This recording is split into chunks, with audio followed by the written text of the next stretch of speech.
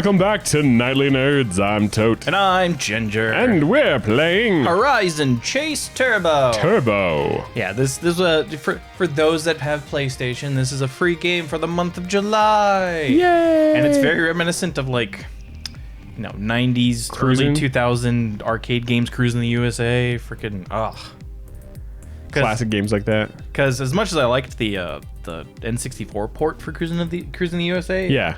just didn't feel the same. This kind of does. Oh, nice. So, it's just be a one-off. We'll be playing all the I way like through. the simple graphic effects As they have do going I. on. The simple polygons. Yeah. San Francisco, Sequoia National Park, or Los Angeles. Let's start with LA. All right. We'll make our way north. And there's our track, and ba-bam. Ba-bam. All right, do we want... it's a Corvette, isn't it? No, it's like a Lamborghini or something. Or Ferrari. Dodge Viper. I've always liked the Viper. Well, then do it. There's only a couple cars to choose from anyways.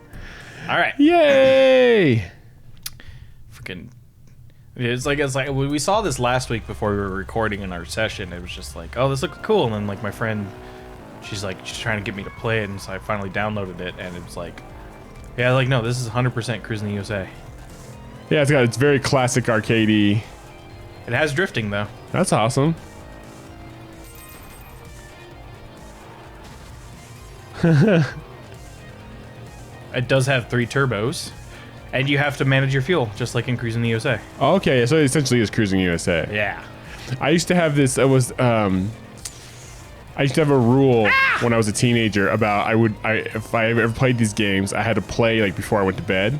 Yeah. Because if I played it in the middle of the day or something, then had to drive somewhere. Oh, no bueno. They just make me want to start racing or start speeding. Like, I mean, looking at the side, like, oh, I can drift here if I do that, and I can do that. It was just no good. No, I wasted my boost. And then I had a rule after that too, was I couldn't listen to techno in the car. Yeah. Because most of these Midnight games Club. have some kind of some Midnight Club or Need for Speed or Burnout or any of those games. I was always on the middle station when I played Need for Speed.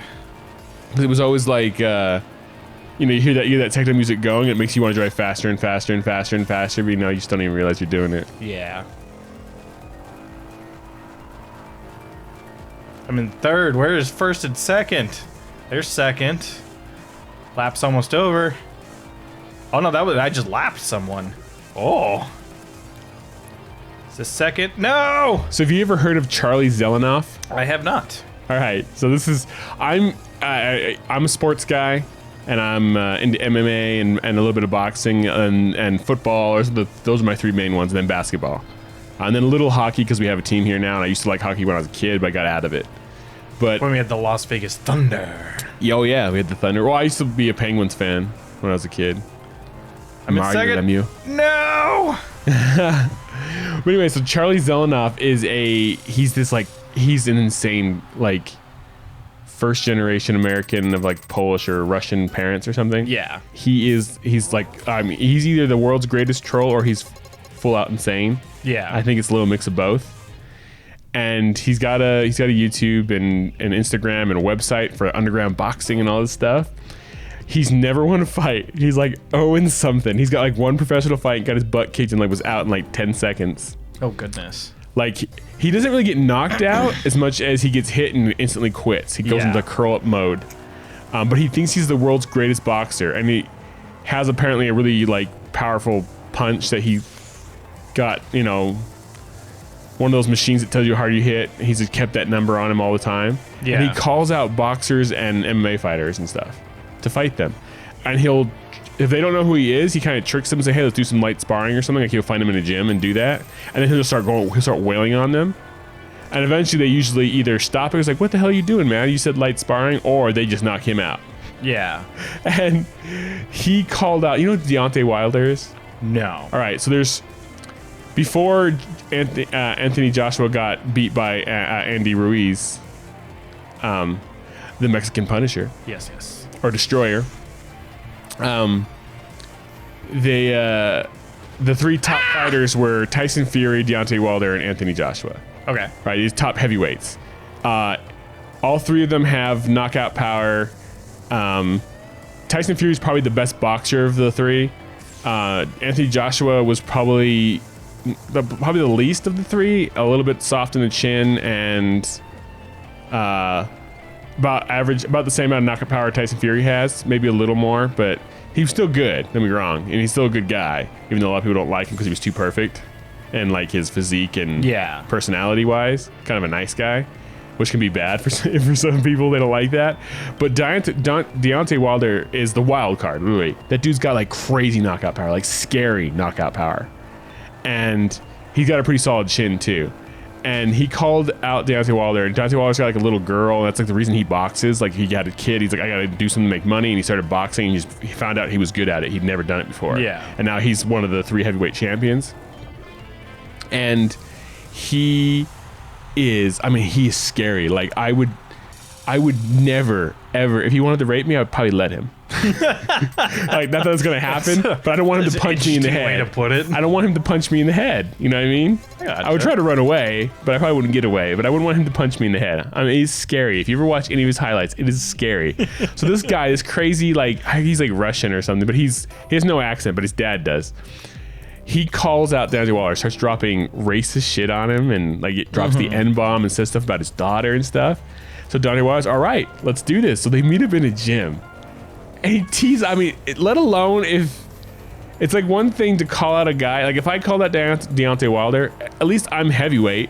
You know what I mean? Like I'm 6'5", I'm too heavy, but you know, I'm like super heavyweight class now, but I'm on my way down to heavyweight.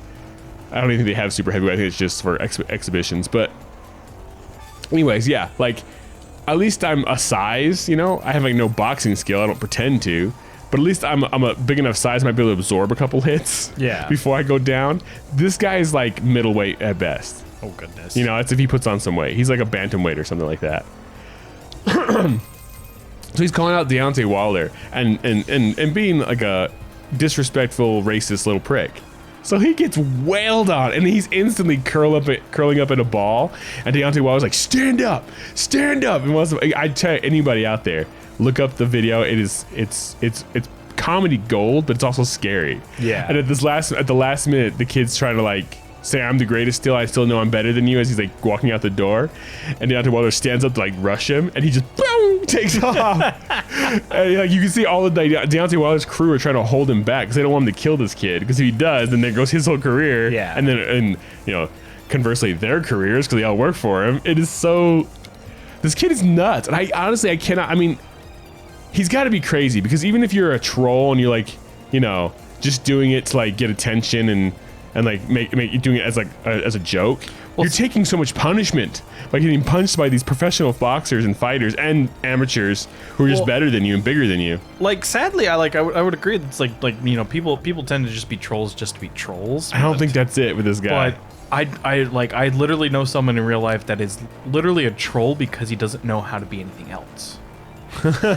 Like he's socially inept and can't keep a conversation going if it's not relevant to like something that he's interested in. Yeah. It's just like some people are trolls because that's how they see other people react to situations, and it's just become their normal. It's become their normal. And so it's like to see someone act like the way in a more, you know, in a more violent setting. It's not surprising. It's insane. Yeah, it's pretty insane. It's not surprising.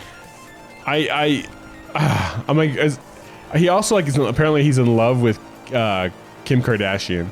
Oh, goodness. So he's always telling her, like, he like makes like love notes to her on his like account, and like how he's gonna marry her and how God, like, but it's so cringy. I can't tell if it's real cringy, and I haven't watched a lot of it, but he's definitely on the spectrum somewhere. Yeah.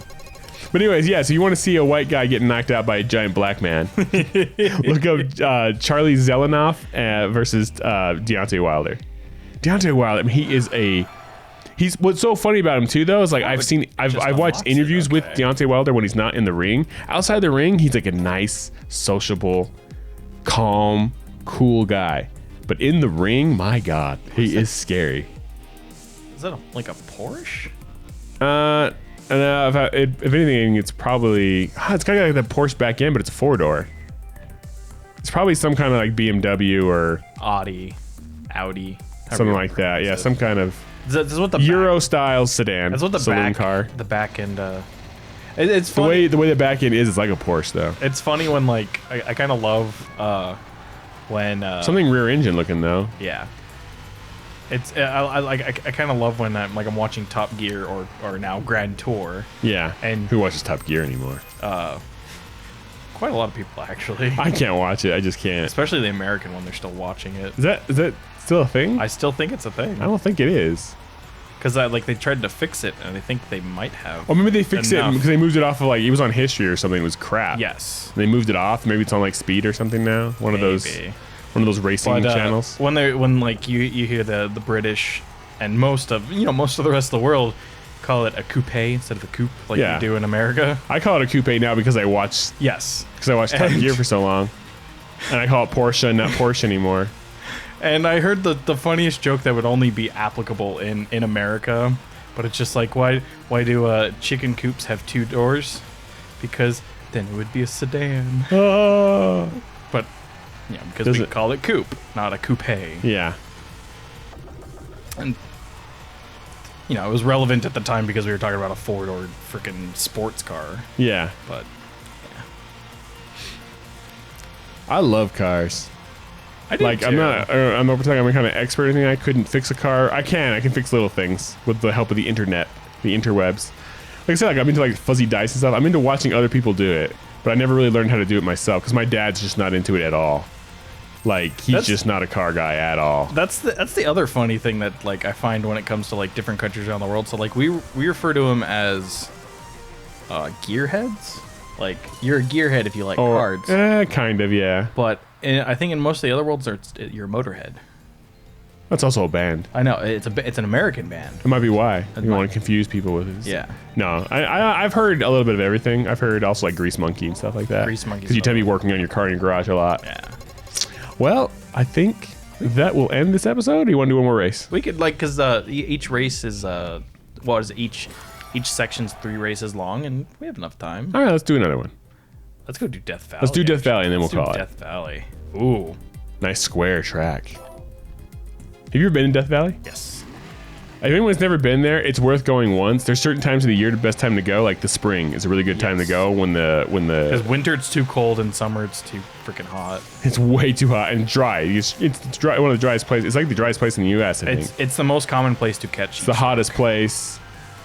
Well, yeah, it's also because it's so low, so it's super hot. It's below sea level. Yeah. But that's the reason why it's called Death Valley. Yeah. But if you go there at the right time, there's a certain time in the spring where there's a bunch of desert flowers that bloom. Yeah. So it's really pretty. And then, other than that, maybe the fall, you catch it because it's not as hot. Yeah. Late fall, early winter. But yeah, it gets crazy cold at night in the winter, and it's super crazy hot in the summer. It gets in the 120s easy. Because for those that don't know, deserts are usually formed by mountainous peaks surrounding them, and when it gets cold, all that cold air that's been sitting on the mountains comes down. Or at night it comes down. And there's kind of a valley. misconception that deserts have to be hot. You can have a cold desert. In fact, Antarctica is a desert because it doesn't rain there. Yeah, it's a cold desert. Or it doesn't even really snow in Antarctica. It just kind of blows around the same ice year round. It just doesn't ever melts. I mean, and then the one thing that people misconceive about especially the Sahara Desert being the most common depiction in people's heads of deserts. Those sandy wastelands. Oh, the dunes and stuff. Yeah. But there's clay deserts just like most of West America. Yeah, we have the Great Basin and Mojave Desert out here where we're at. But so many people have frozen to death in the Sahara Desert at night. Yes. Because of how cold it gets. Yeah, there's no protection from it. What really causes a desert is called a rain shadow. Yes. So there's a mountain that blocks the moisture. So for us, it's the Sierra Nevadas, which is right next to Death Valley. Mm-hmm. So all the rain and the clouds and everything get caught up in that and either pushed north or south of it, so it never gets any rain. I mean, on the mountains behind us. And then the fact that it's really low, then it's really low sea level, then it also gets very hot. Yes. And on the mountains behind us, right now, it's late July and there's still snow on the mountains. That's because it's been a weird. It has been. It was the coolest May and June that we've had in a long, but it's still time. Not surprising for me to see snow on the mountains behind us, not any other. Yeah, not the other peaks, but by now it'd be gone. Yeah, that's what's weird, that it's stuck around so long. Anyways, that was a very short, sweet map. Yeah, it was a short little map. Well, I think that'll end it though. Yeah, that will. So this game is pretty cool. I like the way it looks. For those that have PS Plus, it's free. PS Plus, it's free. Yeah. For the month of July. Is it even on other systems? I think it is. It looks like it would do well on the Switch or something. It probably originated on the Switch and made its way here. It's only a year old. Yeah. All right. Anyways, that'll end this episode of Nightly Nerds. As always, I'm Tote. I'm Ginger. And we'll catch you guys next time. Bye-bye. Hey, did you like that video? Well, if you did, click the box on the right for another. Click the box on the left for a playlist. Of course, you could always just subscribe by clicking the link in the middle. Come find us on social media. There are links in the description below. Don't be afraid to leave us a comment. Thanks for watching. I'm Tote. I'm Ginger. See you then. Bye.